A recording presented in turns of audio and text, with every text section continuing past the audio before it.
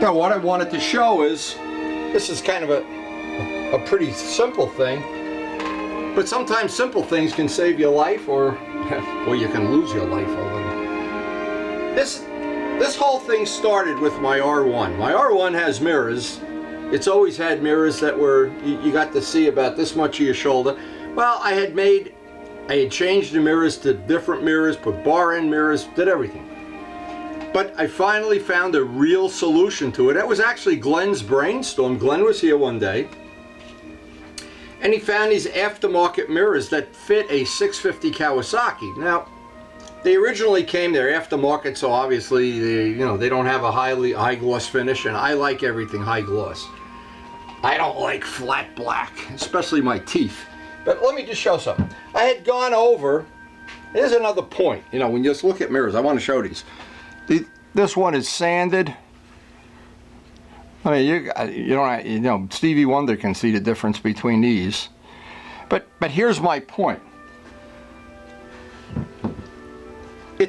To take a stock aftermarket mirror that's made out of plastic, some of the things you have to do, you have to use the Bulldog, the adhesion promoter. You have to prime them. You sometimes have to go through 3 or 4 sand outs. And when I have a client that says, oh, it's $100 a mirror to paint mirrors, yeah, it is $100 when you sit and do all the work. To turn this mirror into this mirror really is a lot of time, a lot of effort, a lot of products.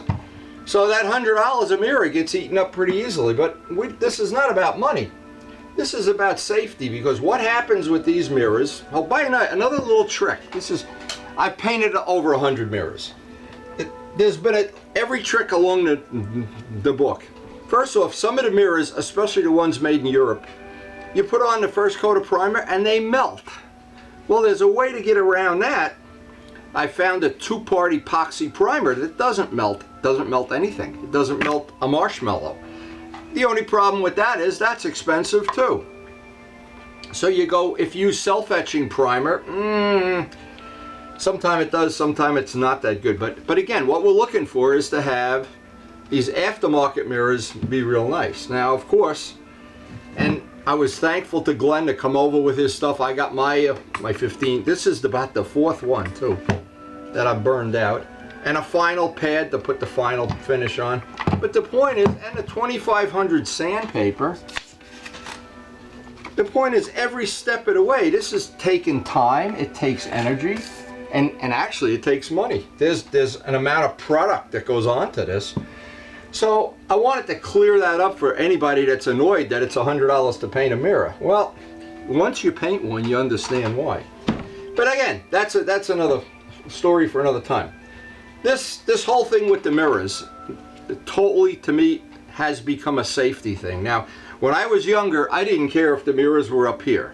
Then as I got older, I wanted to see who was behind me. Now, we recently had, in the past summer, we've had a couple of times where I've looked in the mirror and the person wasn't behind me. In fact, it's probably happened 4 or 5 times. Well, when the mirrors were in here, to do that, I'd be playing. It took a lot of the fun out of riding. Now I find, after getting a couple of rides with these, and again, these are significantly longer. They're probably 2 inches longer. And I remember when Glenn put the extensions on his Ducati, and so they went to there. It didn't really do much, but anyway, when you feel that on your face, ooh my God! Even if you don't shave, it's nice. Keep that microfiber handy. Keep those greasy fingerprints off. But anyway, it depends what you enjoy. Now, I don't like flat black stuff. That goes without saying. I like my wheels, my mirrors, everything to look really nice and shiny. It also, it's even better than that. When you go to clean the bike, it wipes right up. So, besides the point. The point is, I want to thank Glenn. He gave me these mirrors for a Christmas present. I rode with them to make sure I wasn't going to do all this work and spend all this time and energy and money and whatever. And the whole idea was, the first time I rode, and I think we were riding with Glenn, I don't remember, and I looked out the mirror and all of a sudden I could see, yay! Now, another thing happened to me over the course of the summer. It didn't happen with the R1, but one of the other bikes, I don't remember which one. I wasn't looking in the mirror, and I'm sure this has happened to everybody. And I said, nobody's over there, and I start moving over. You know, so what I'm saying is, the time and money to have a nice, attractive set of mirrors, I think in the end it pays off.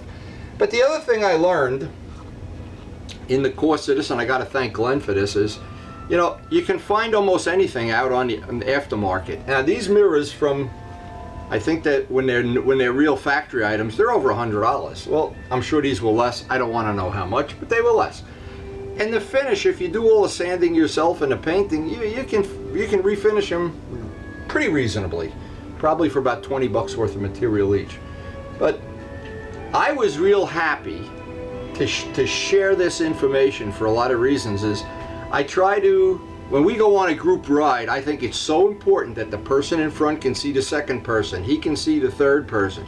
And soon as somewhere in that gravy train there's a person with mirrors looking at the zipper on their jacket and they don't see the person missing, and we've had it happen this year, that we've lost half of the people on a ride, then we lose the other half, and then, yeah. Not to mention the police officers. We don't mention the police officers.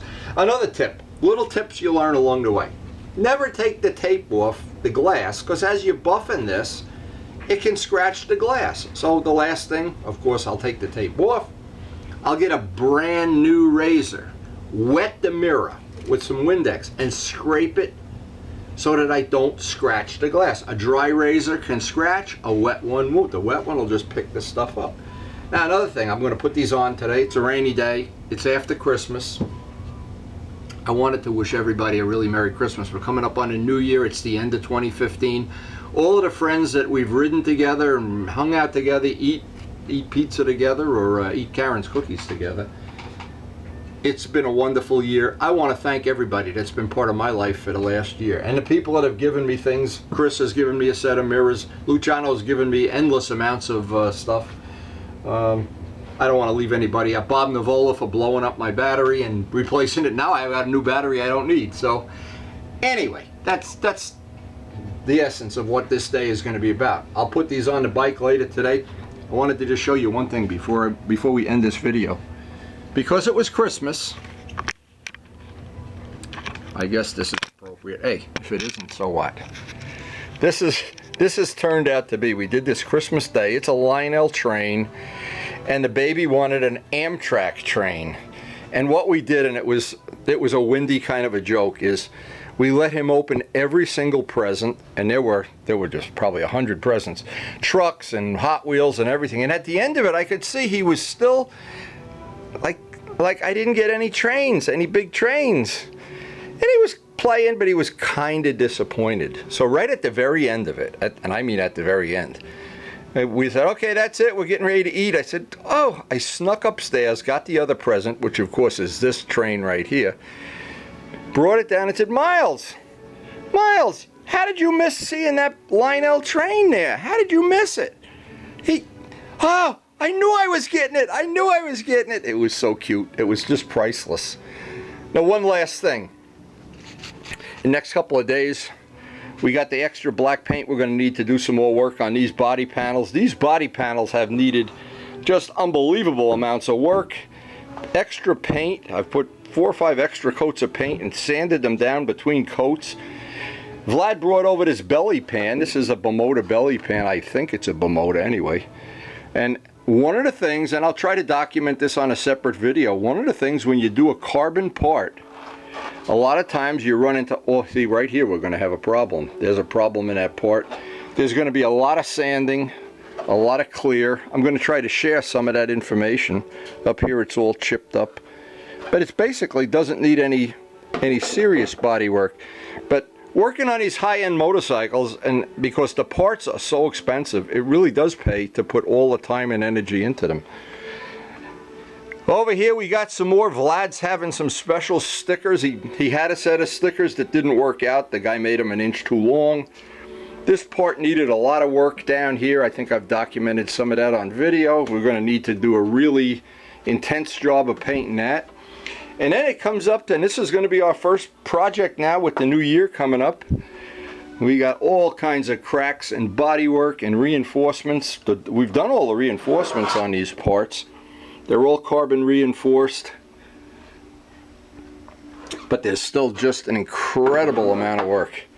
A bike with this many parts, when I first saw the Bimoda, I never realized how many parts there are and how many carbon parts. But needless to say, it's a beautiful bike, and when we're done with that bike, I hope Vlad will buy me a pizza or something. I don't know. I'm not sure what.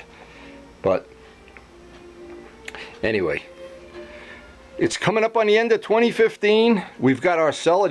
Aaron's got the exercise equipment. I hope he enjoys it and uses it in good health. We got the baby's table ready to start building another train layout. We have Lionel trains.